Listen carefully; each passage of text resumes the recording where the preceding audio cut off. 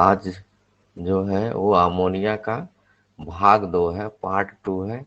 और nitrogen family का ही ये ग्रुप है, पी ब्लॉक का ही है। आगे आते हैं, एनसीईआरटी ही लेकर चलते हैं। और फिजिकल प्रॉपर्टी पे कुछ शार्ट में जल्दी काम करें, बहुत ज़्यादा नहीं है। भौतिक गुण, भौतिक गुण में कुछ तो हिस्सा आप अपने ही लैब में इसको देख चुके हैं या कुछ अभी करेंगे भी। फिजिकल प्रॉपर्टी, अमोनिया का टेस्ट मैं करवाऊंगा आप लोगों से लैब में। प्रॉपर्टीज क्या हो रहा है इसमें, फिजिकल प्रॉपर्टी में, उसके विषय में आइए ले आते हैं। पहला है अमोनिया कलरलेस बीटर स्मेल। पहला पॉइंट में बीटर माने तीसरा गंध वाला। अमोनिया NaH3 जो है कलरलेस गैस है, रंगहीन गैस है। Colourless gas, bitter smell, bitter माने तीक्ष्ण गंध, bitter smell, bitter smell. Lighter than air, हवा से हल्की है। क्यों? क्योंकि हवा में तो बहुत कंपोनेंट है। लाइटर देन एयर, हवा से हल्की है। और it brings tears to the eyes. ये तो यहाँ ऑन स्मेलिंग, ऑन स्मेलिंग, अगर आप उसको सूंघते हैं, smelling produce tears, produce tears.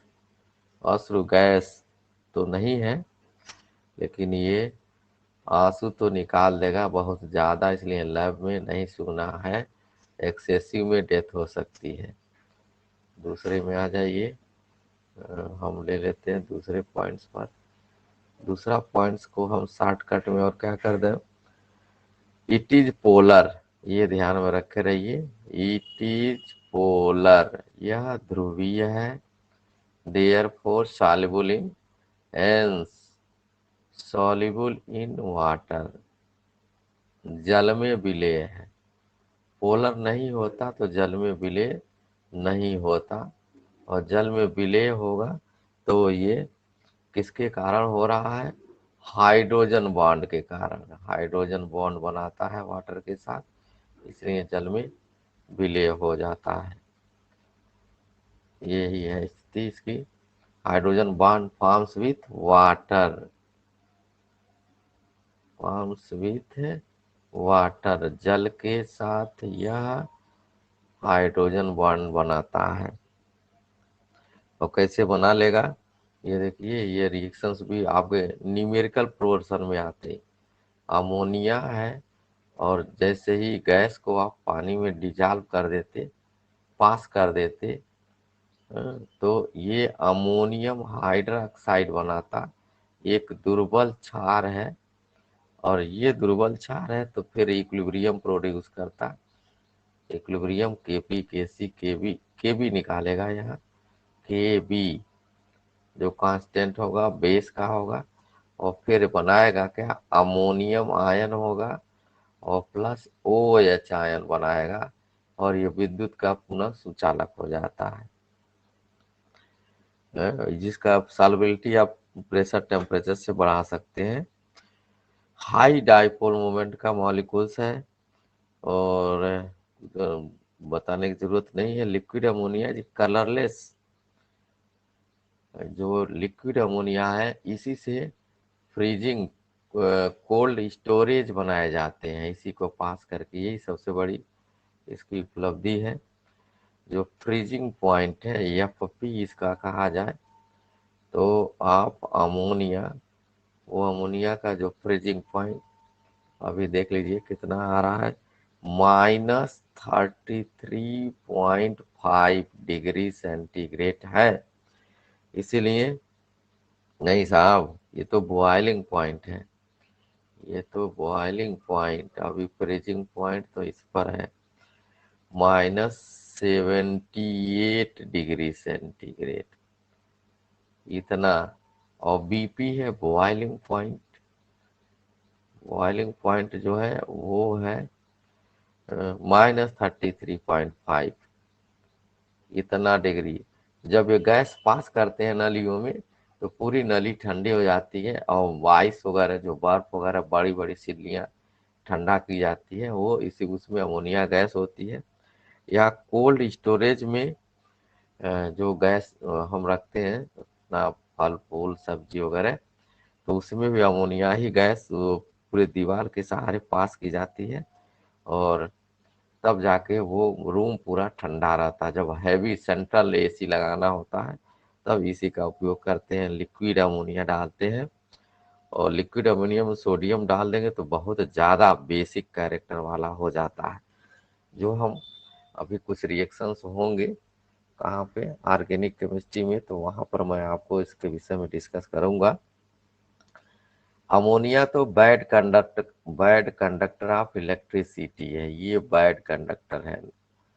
Bad conductor, इसमें ऊष्मा का संचार नहीं, बैड कंडक्टर ऑफ इलेक्ट्रिसिटी, विद्युत का प्रवाह नहीं हो सकता है। बट यहाँ लिख दें, बट एक्वस सॉल्यूशन, जो एक्वस सॉल्यूशन है, एक्वस सॉल्यूशन इज कंडक्टर, ये कंडक्टर है। आप ऊपर ही देख रहे हैं कैसे, यहाँ देख लीजिए आयंस बने हुए हैं, और आयन बना हुआ तो विद्युत का प्रवाह तो हो ही जाएगा। तो that is a all about small physical property, जिसके विषय में हम लोग अभी काम किए। अब आइए हम लोग चलते हैं इसके केमिकल प्रॉपर्टी के विषय में। केमिकल प्रॉपर्टी इसकी क्या होनी है वो लेकर के आते हैं, और थोड़ा सा वेट बढ़ाते हैं, क्योंकि इसमें बहुत रिएक्शंस हैं, छोटे छोटे रिएक्शंस हैं जो आपके लिए इम्पॉर्टेंट है। न्यूमेरिकल के साथ व्हाट हैपेंस में भी, मतलब बोर्ड के पॉइंट ऑफ से व्यू से देखा जाए तो लास्ट जो व्हाट हैपेंस आता है वो इसमें से एक क्वेश्चन रहेगा, 2 नंबर का रहेगा, प्रॉपर्टीज या हाउ टू ऑब्टेन, इसी में से कोई न कोई है इसके अंदर आएगा उस हिस्से में। तो लेके आते हैं, देखिए कंबस्चन। कंबस्चन माने दहन, रिएक्शन है कंबस्चन रिएक्शन। कंबस्चन मीन्स दहन, दाह संस्कार करना, जिसको जलाना। हिंदी यहाँ लिख देते हैं क्योंकि हमको लगता है कि आप लोग थर्मोडायनेमिक्स पढ़े नहीं, इसलिए इसमें दिक्कत आएगी। दहन, अमोनिया जलती नहीं है, अपने आप नहीं जलती है, अन्य किसी को जलने में सहायक होती है, लेकिन जबरदस्ती जब आप काम करेंगे तो ये जलेगा। और क्या जले बनेगा, ammonia neither combustible not support combustion, मतलब जैसे ऑक्सीजन किसी चीज को जलाने में सहायक है, ये करता भी नहीं है।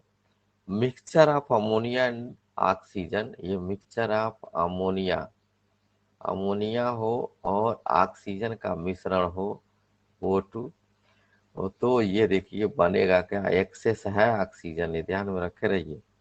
तो नाइट्रोजन पुनः वापस आ गया वायुमंडल में, ये देखिए ऑक्सीजन ने नाइट्रोजन को पुनः वायुमंडल में ला दिया, 6H2O बन जाता है, और साइकिल पुनः मेंटेन रहती है, जिसको आप नाइट्रोजन साइकिल कहते हैं। दूसरा रिएक्शंस अगर हम बात कर रहे हैं तो दूसरे रिएक्शंस में आइए। दूसरा रिएक्शन में स्टेबिलिटी, अमोनिया जो स्टेबल कंपाउंड, क्योंकि ऑक्टेट रूल वगैरह के अकॉर्डिंग ये सब फिक्स है।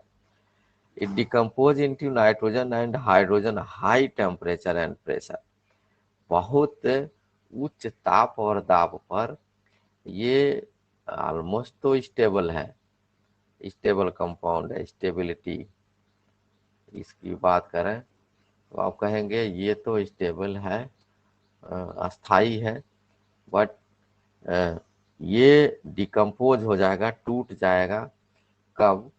जब इस अमोनिया को बहुत उच्च ताप और दाब दे दें।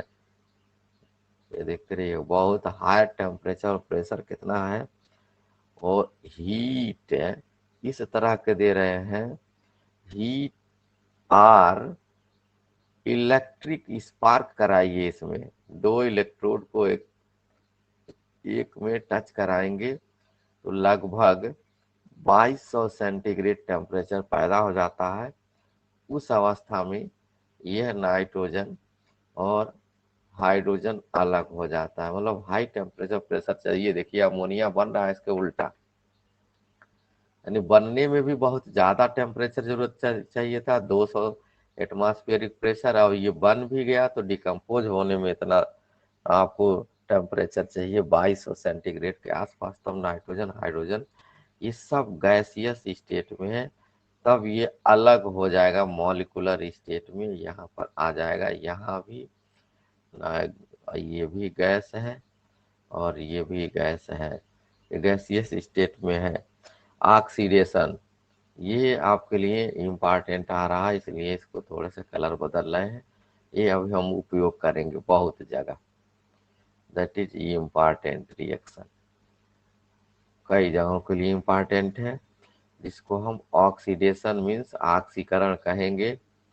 और इसका ऑक्सीडेशन होगा तो क्या होगा? ऑक्सीडेशन तो होना ही होना है। क्यों होना है? क्योंकि इसमें देखिए नाइट्रोजन का ऑक्सीडेशन नंबर -3 है, ये -3 है, और ऑक्सीडेशन कोई वायु हो या एयर को इसमें ले आइए, और देखिए यहाँ पर प्लैटिनम इलेक्ट्रोड लगाइए। ये ओस्टवाल प्रोसेस है, विधि से नाइट्रिक अम्ल हम बना रहे हैं। 700 से 800 सेंटीग्रेड ताप चाहिए, तब यह अमोनिया का ऑक्सीकरण होता है। जलती नहीं है, जलेगी तो नाइट्रोजन और जल बनेगा, तो बनेगा क्या? Nitric oxide 4NO, nitric oxide याद रखे रहिएगा, और प्लस 6H2, ये जल के मॉलिक्यूल्स बनेंगे, नाम है इसका नाइट्रिक ऑक्साइड, नाइट्रिक ऑक्साइड है, यह बनता है, और इसी से आगे चल के नाइट्रिक अम्ल बनता है। तो नाइट्रिक अम्ल बनाने का पहला रिएक्शन यही है कि अमोनिया को हवा में जलाने पे प्लेटिनम, देखिएगा पीटी है, प्लेटिनम है, या वेनेडियम पेंटा ऑक्साइड, ये दोनों कैटलिस्ट रहेगा तब वे रिएक्शन होगा। ऐसे देख रहे हैं ना, ऊपर 2200 सेंटीग्रेड टेम्परेचर से ऊपर लगेगा तब शायद ये टूटेगा और अलग अलग होगा। बेसिक कैरेक्टर कैसे सिद्ध करें कि अमोनिया क्षार है? कोई कह दे कि आपसे कि आप सिद्ध करो कि यह एक बेस है, तो सिद्ध करने के लिए आपके लिए करना क्या होगा कि अगर ये बेस है तो अम्ल के साथ रिएक्शन करके साल्ट बनाएगा। यही आपके पास लेबोरेटरी प्रूफ बेसिक कैरेक्टर ला सकते हैं। आपका बेसिक कैरेक्टर क्या है? तो aqueous solution of ammonia turns red litmus को ब्लू कर देता है। पहले टेस्ट में रेड लिटमस, लाल जो लिटमस पेपर है उसको यह लिटमस पेपर को ब्लू कर देता है, ये ब्लू में कन्वर्ट कर देगा, नीला रंग हो गया, इसका मतलब ये क्षार है। लाल को जो नीला बना दे वो बेस है, नीला को जो लाल कर दे वो एसिड है। ये वीक बेस है। It proves that ammonia is a basic in nature but weekly basic. अगला यहाँ जो बी पार्ट आ रहा है वो क्या कह रहा है? देखिए अब यहाँ से आपको सिद्ध करना है कि यह जो है बेस है। तो बेस है तो अमोनिया के साथ अमोनिया अगर बेस है तो अम्ल के साथ अपक्रिया करके रिएक्ट करके this will produce ammonium chloride NH4Cl salt है। और देखिएगा ये साल्ट किसका है, वीक बेस और स्ट्रांग एसिड से बना हुआ साल्ट है। यहाँ से ये सिद्ध हो जा रहा है कि अमोनिया बेस है, यह बेस है, दैट इज दिस, और यह एसिड है। तभी ये दोनों मिल करके यहाँ साल्ट का निर्माण किए होंगे, अमोनियम क्लोराइड नौसादर बना होगा। ये स्थिति बना। क्षार सिद्ध करने के लिए अम्ल से अपक्रिया कराइए, अम्ल को सिद्ध करना है तो क्षार से अपक्रिया कराइए, बेस से। किसी के साथ आप बना सकते हैं, साल्ट ही बनाएगा। और देखिए यहाँ थोड़ा सा कोऑर्डिनेशन केमिस्ट्री में हम लोग पहुंच जाए तो वहां पर भी लोन पेयर, चूंकि इलेक्ट्रॉन है इसके पास, अमोनिया के पास, दूसरा रिएक्शन उसी में हम ला रहे हैं। अमोनिया के पास लोन पेयर इलेक्ट्रॉन, ये यहाँ से और भी दूसरे रूप से कर देते, BF3 और अमोनिया NH3 ले आए हम, लोन पेयर इलेक्ट्रॉन है। देखिए बेस है, अमोनिया है, हाइड्रोजेनिक एसिड नहीं है, वो रहेगा तो N3H होगा, 3 N होगा, 1 H होगा। और BF3 लुईस बेस है, एसिड है। ये दोनों रिएक्ट करा दीजिए तो कोऑर्डिनेट बॉन्ड बन जाएगा। कहाँ से कहाँ तक, नाइट्रोजन अपना लोन पेयर इलेक्ट्रॉन दे देता है किसको, BF3 को, इसको देखिए देगा, ऐसे कोऑर्डिनेट बॉन्ड बनेगा, BF3 बनेगा, ये कॉम्प्लेक्स बनेगा, ऐसे बनता है कोऑर्डिनेशन कंपाउंड बना BF3। ये अमोनिया, नीचे अमोनिया, देखिए लोन पेयर, यह बेस हो गया, लेविस बेस। इसको अगर बात करें तो ये लेविस बेस है, और ये लेविस एसिड है, लेविस एसिड, लुईस अम्ल कहते हैं BF3। कैसे, क्योंकि बोरान के वाहतम कोष में 3 इलेक्ट्रॉन और 3 फ्लोरीन से ले लिया, कुल कितने हो गए, 6, होना कितने चाहिए, 8। तो यही 2 इलेक्ट्रॉन इसको डोनेट कर देता है, और उसी के कारण ये डोनर है और ये एक्सेप्टर है। ये डोनर मतलब दाता हो गया, बेसिक कैरेक्टर, और ये एक्सेप्टर हो गया, ग्राही हो गया।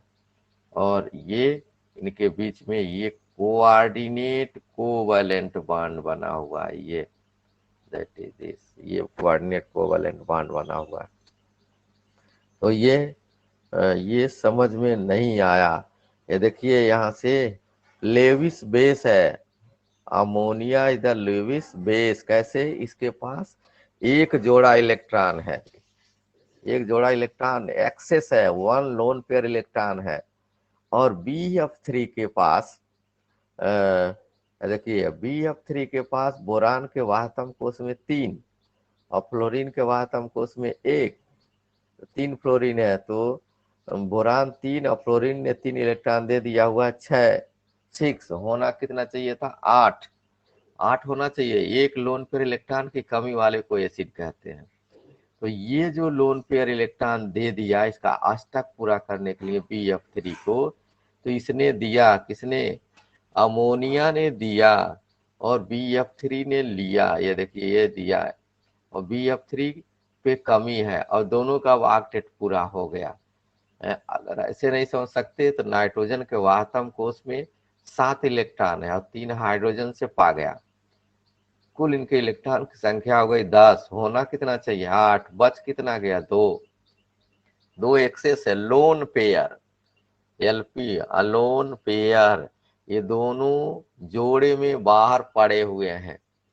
और BF3 में बोरान 3 फ्लोरीन 3 6 हुआ, 8 होना चाहिए, 2 की कमी आ गई, और इसके कारण इनको कमी है, इनको अधिकता है, ये दाता है, ये ग्राही है। एक जो लोन पेयर इलेक्ट्रॉन देगा, एक साथ एक जोड़ा इलेक्ट्रॉन जब देगा तो एक एरो हेड्स के द्वारा हम प्रदर्शित करते हैं। एरो हेड्स मतलब एक तीर बनाते हैं दाता से, ग्राही तक का एक तीर बनाते हैं, ये एरो बनता है। इसी को ही हम कोऑर्डिनेट कोवैलेंट बॉन्ड कहते हैं। This is called coordinate covalent bond, जो अभी हम लोग वहाँ ऑफलाइन क्लास में पढ़ रहे हैं, इसी का सारा देन है। कोऑर्डिनेट कोवैलेंट बॉन्ड हो गया। कोवैलेंट बॉन्ड ऊपर सह संयोजक बंध बनाया है, और जिसमें भी यह बंध बनेगा वो कोऑर्डिनेट कंपाउंड कहलाएगा। तो इसके अंदर यह है अमोनिया है, और देखिए मान लीजिए यहाँ H+ आयन, चाहे यही अमोनिया है सपोज दैट, और नाइट्रोजन है, इनके पास लोन पेयर इलेक्ट्रॉन है 2, और देखिए यहीं पर H+ आयन है जो झंडू है, एक ठो था वो भी दे दिया, और ये दोनों मिलकर फिर एक कोऑर्डिनेट कंपाउंड्स का निर्माण कर देता। कैसे बनाएगा ये हम स्ट्रक्चरल फार्मूला में लेके आ रहे हैं। ये देखिए ये लोन पेयर इलेक्ट्रॉन देता किसको है, हाइड्रोजन को दे रहा है, इस हाइड्रोजन। तो ये रेजोनेंस में आ जाता चारों तरफ से, और ये आपका कंपाउंड्स बन के आयंस बन के आ गया। इस आयंस को हम ऐसे ब्रैकेट में लिखते हैं, यानी कोऑर्डिनेट कंपाउंड को हम बिग ब्रैकेट में लिखेंगे, और इसके ऊपर पॉजिटिव चार्ज आ गया। ये बना क्या, अमोनियम आयन। ये अमोनियम आयन यहाँ से बन के आ गया, that is called ammonium ion है ये, अमोनियम आयन। यानी अमोनिया यहाँ एक लिगेंड का काम करती है, लोन पेयर इलेक्ट्रॉन डोनेट कर दी है, और H+ आयन जो है वो इलेक्ट्रॉन एक्सेप्टर का काम करती है। तो इस तरह से ये सारे कोऑर्डिनेशन कंपाउंड में इस तरह के कंपाउंड्स बनते हैं। तो वहाँ तो डिटेल्स चल ही रहा है। अब देखिए यहाँ फिर हम अगला रिएक्शन जो लिखने जा रहे हैं, that is also very important, very and very, एक रहेगा इसमें आपके एग्जाम में, एक इसमें से कोनो कोनो मिलेगा, ये ध्यान में रख लीजिए। ये 5वां नंबर है, वेरी एंड वेरी इंपॉर्टेंट। ये होगा, क्या होगा, reaction with halogen, reaction with halogen, halogen के साथ अभिक्रिया है। हाइलोजन क्लोरीन ब्रोमीन आयोडीन के साथ जो रिएक्शन है वो हो रहा है हाइलोजन। अब यहाँ हम लिख रहे हैं दोनों रिएक्शंस एक साथ, अलग अलग नहीं कर रहे हैं।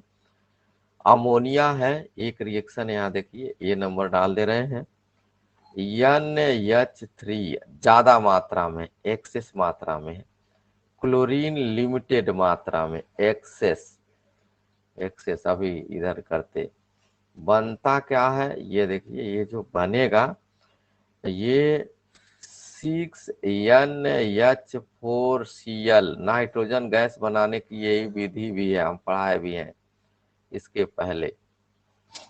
ये 3Cl2 भी है, और यहाँ पर 8NH3, आपको इसे देखने में ही लग जा रहा कि हाँ एक्सेस में है।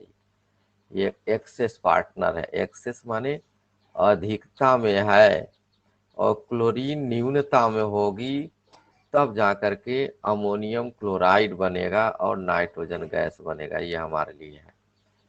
अगर हम दूसरा इसमें क्लोरीन को एक्सेस कर दें, बी, और बी रिएक्शन इंपॉर्टेंट हो जाता है। इसमें अगर क्लोरीन को एक्सेस कर दिया जाए, अमोनिया यही रहे, NH3 ही है, और प्लस क्लोरीन 3Cl2 है, ये Cl2, अब समझ रहे हैं, ये एक्सेस तो हो ही गया अपने आप में ही। क्यों हो गया, क्योंकि 1 मोल अमोनिया या 3 मोल क्लोरीन है, तो यहाँ जो कंपाउंड्स बना रहा है वो इंटरेस्टिंग है। NCl3 बनता, जो एक्सप्लोसिव है, विस्फोटक है, HCl बनेगा, and then it is called explosive. इसको हम लिख दे रहे हैं, तो ये कंपाउंड एक्सप्लोसिव है, एक्सप्लोसिव, एक इंग्लिश मिली आपकी, विस्फोटक होता है, और ये ही बार बार पूछता है। अगर कहता है कि what happens when ammonia react with chlorine, क्या होता है जब अमोनिया क्लोरीन के साथ अभिक्रिया करती है, तब तो दोनों रिएक्शन दीजिए।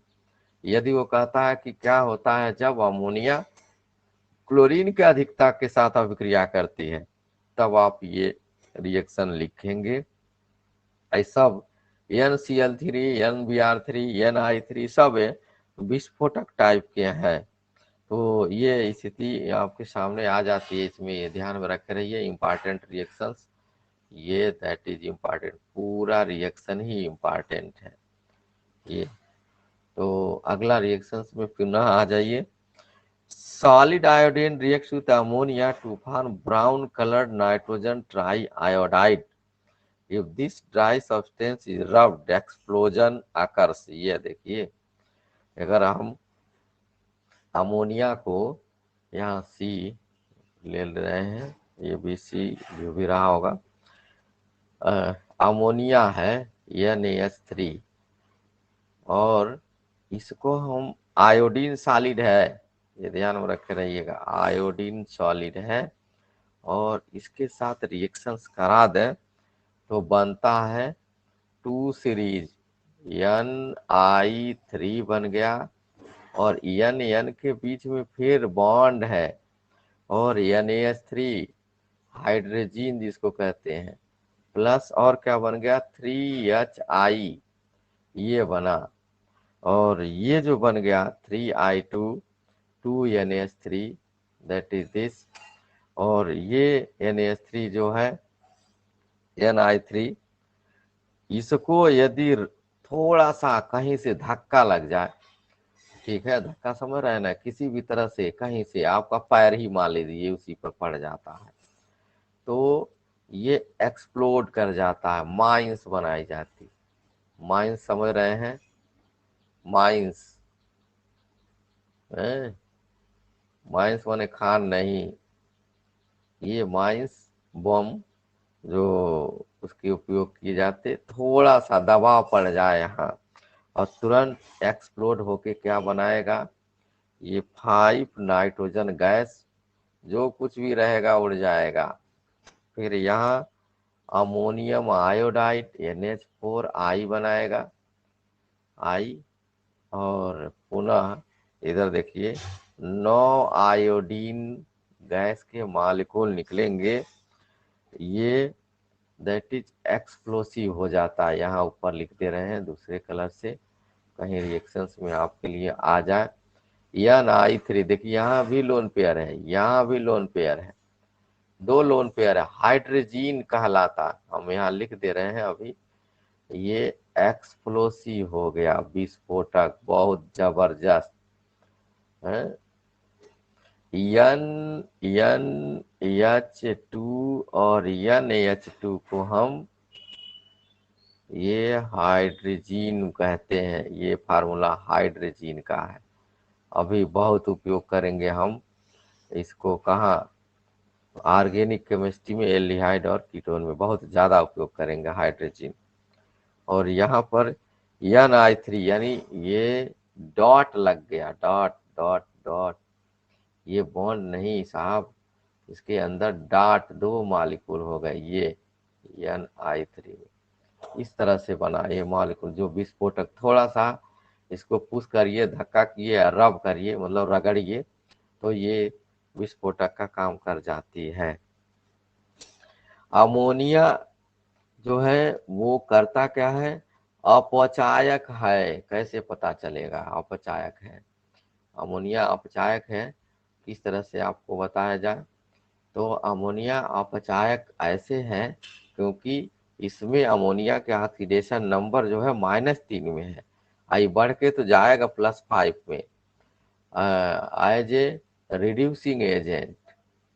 रिड्यूसिंग, किसको रिड्यूस करेगा, रिड्यूसिंग एजेंट किसके लिए, for metal oxide, for metal, जो मेटल के ऑक्साइड होंगे उनके साथ इनको गरम करेंगे तो उनको रिड्यूस कर देगा, ऑक्सीडेशन नंबर उनका बढ़ा घटा देगा।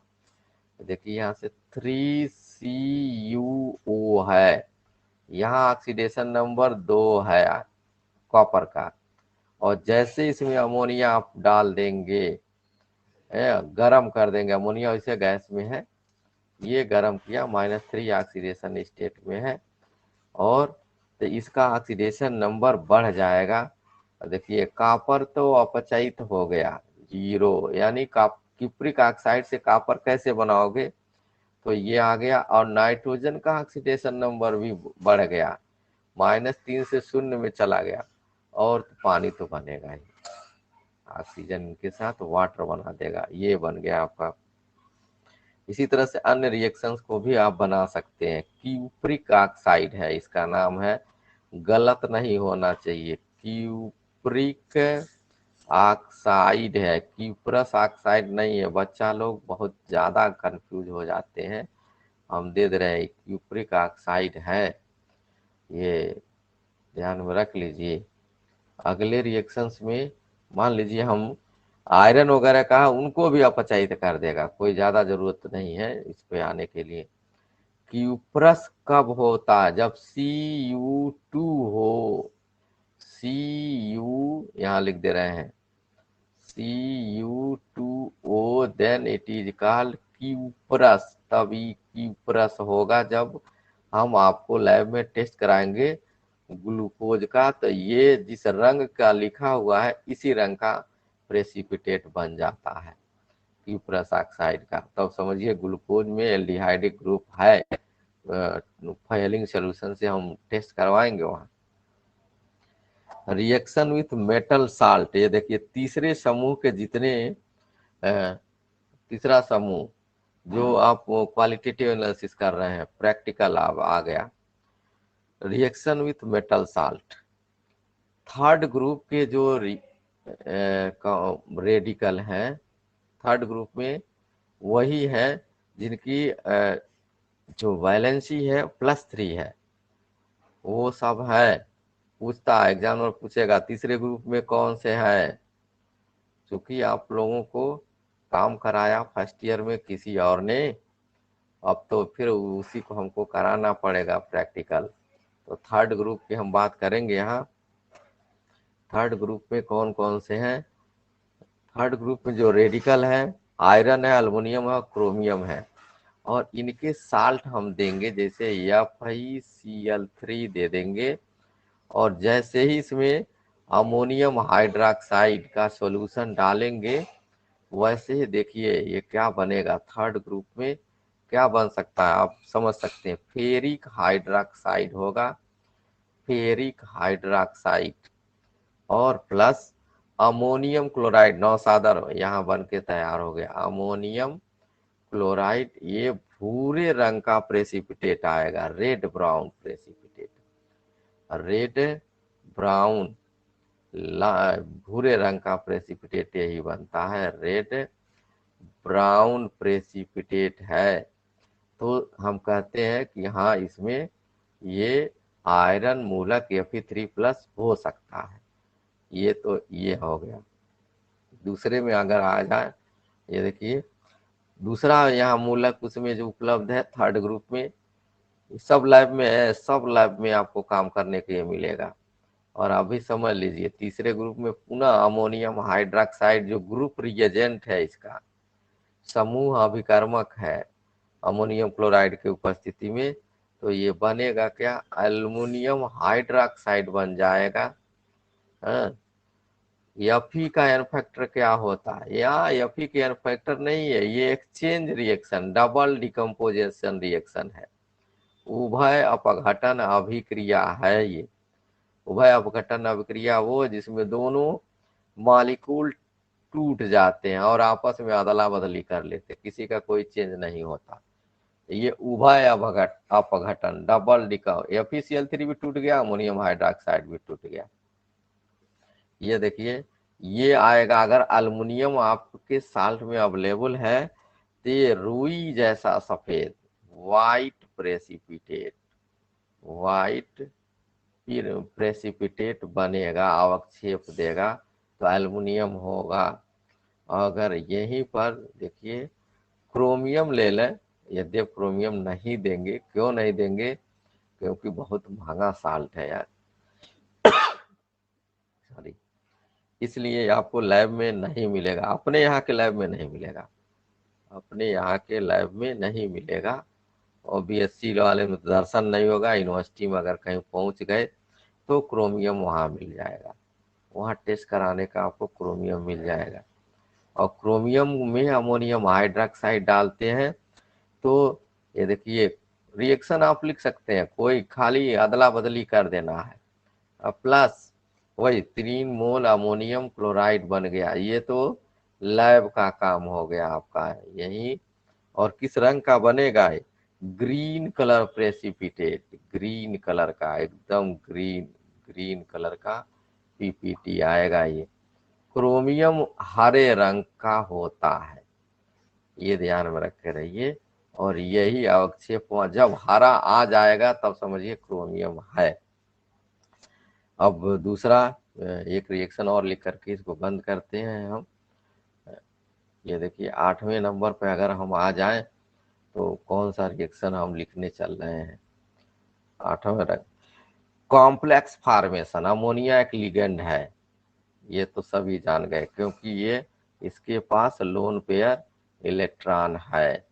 और किसी के पास, जहां जिनके पास इलेक्ट्रॉन की कमी होगी उनको ये डोनेट करके कोऑर्डिनेट बॉन्ड बनाएगा। देखिए copper sulphate, copper sulphate, blue vitriol, copper sulphate के सॉल्यूशन में यदि अमोनियम हाइड्रोक्साइड पास कर दें तो क्या होगा, व्हाट हैपेंस व्हेन, तब ये कॉम्प्लेक्स बनेगा। और नाम तो अभी हम लिखेंगे नहीं, आप लोग खुद ही बता देंगे। CuNH3,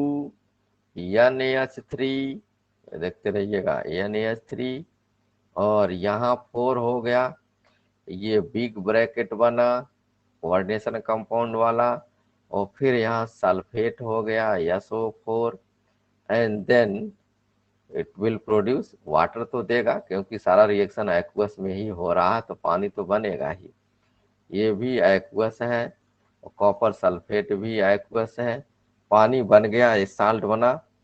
क्या बन रहे, क्या नाम होगा इसका, नाम कोई लिख सकता है जल्दी से, कोई लिख दे तो। आईपीएसी नेम, आईपीएसी नेम बता सकते, असोनी है इस पे चैनल पे, नहीं है, अच्छा।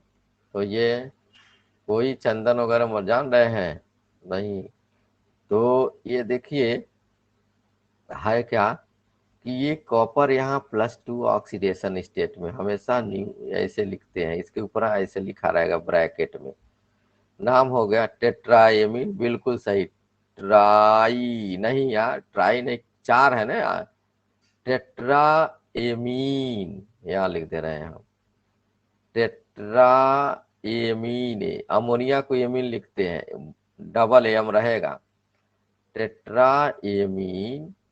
और देखिए प्लस है कॉपर, COPPER, कॉपर, हाँ अब ठीक होगा, कॉपर, कॉपर के आगे फिर डबल, ये ऐसे लिखेंगे आईपीएसी ने, एंड देन सल्फेट, तब जाके ये सही होगा। ये आपका कोऑर्डिनेशन कंपाउंड का नाम आ गया, that is this tetraammine copper second sulphate. Mohit लिखा तो सही, टेट्राएमीन क्यूप्रस सल्फेट नहीं, ये कॉम्प्लेक्स कंपाउंड है, अलग है, अब इसके अलग से सारी चीजें चल रही हैं। सल्फेट देखिए यहाँ दूसरा दब गया, चलो यार यहाँ सल्फेट ही है, ये कोऑर्डिनेशन कंपाउंड वाला है जिसमें आईपीएसी नाम लिखा जाता है, ये आपके बन के आ गया। ऐसे होगा, इसे कैडमियम भी बनाता है, मर्क्यूरस का भी बनाता है, जो कल हम आपको बताएं तो ज्यादा सही है क्योंकि ये व्हाट हैपेंस में बड़ी इंपॉर्टेंट है। 2 रिएक्शन आ रहा है जो इसी के अंदर है, जो बहुत ही इंपॉर्टेंट है। तो आज यहीं रखें, कल इसको पूरा खत्म कर देंगे। कंप्लीट रूप से या ज़्यादा रिएक्शंस लिखा गया। ओके, तो ये आपका हो